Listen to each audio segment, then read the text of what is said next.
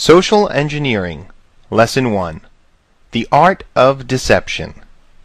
The honest reality about your network is that in spite of all of the incredible effort that your network administrators put into protecting it, all of the firewall and antivirus software, all the additional security measures, there is one link that is always the weakest.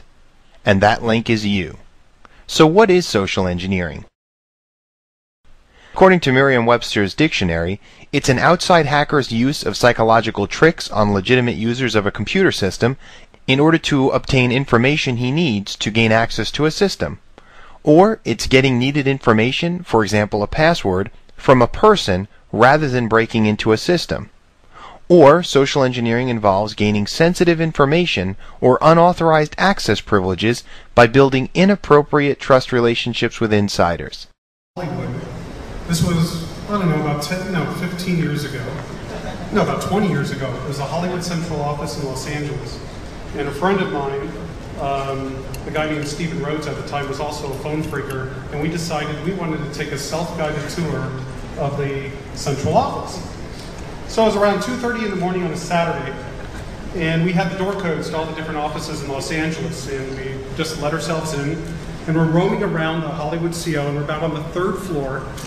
And then all of a sudden, this big guy, security guard, approaches us and goes, "Excuse me, yeah, do you have any ID?" And I go, "Sure, one moment." And I go into my pocket and I said, "Oh, I must have left my ID in the car. I'll go get it, I'll be right back." He goes, "No." He goes, "Who's this guy?" And I go, "Well, he's just a friend of mine, and I want to take him on a tour. He's never seen the central office." He goes, "At 2:30 in the morning?" I said, "Yeah, we just got out of a movie. And my friend has always wanted to work for the phone company. And so I figured I'd just take him on a quick tour." And he goes, "Well, where do you work?" I said, "Well, I work in the Cosmos Center in San Diego." He goes, "Who's your supervisor?" And I told him the name of the supervisor. Incidentally, it was the correct name of the person in the San Diego Cosmos Center. And he goes, "No, you have to come. You guys have to come with us." So he escorts us to the elevator. And I know on the 9th floor is the switching control center. And that's where there's people up there because that office is manned. So you end up getting escorted up to the 9th floor, and there's about 5 or 6 people around, and the security guard's telling them the story. "I found these 2 guys roaming around our building. This guy doesn't have ID. Let's find out what's going on." So one of the other supervisors, not a security guard, he goes, "What's your supervisor's name?" And I gave it to him. I said, "Well, listen, you can't wake her up, because look, it's 2:30 in the morning. If you want, I'll go to my car, we'll go get my ID, and I'll be right back." Of course, I had no plans of coming back. So he says, "No, we're calling your supervisor." So he picks up a book, some sort of intercompany directory, and I'm thinking, well, they don't list home telephone numbers in there. But apparently he had found some sort of notes or whatever listing the supervisor's home phone number.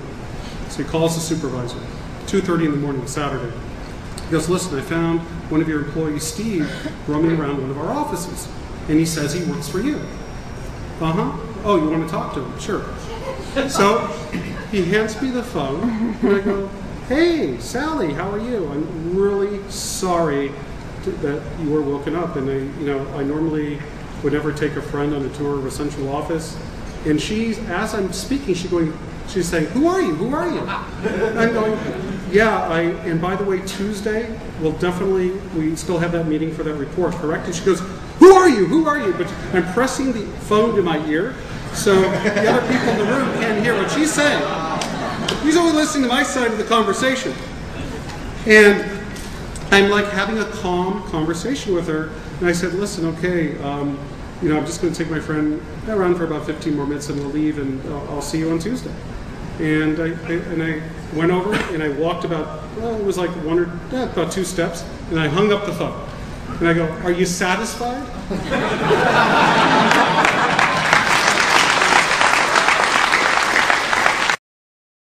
Here are some comments from notorious hacker Kevin Mitnick.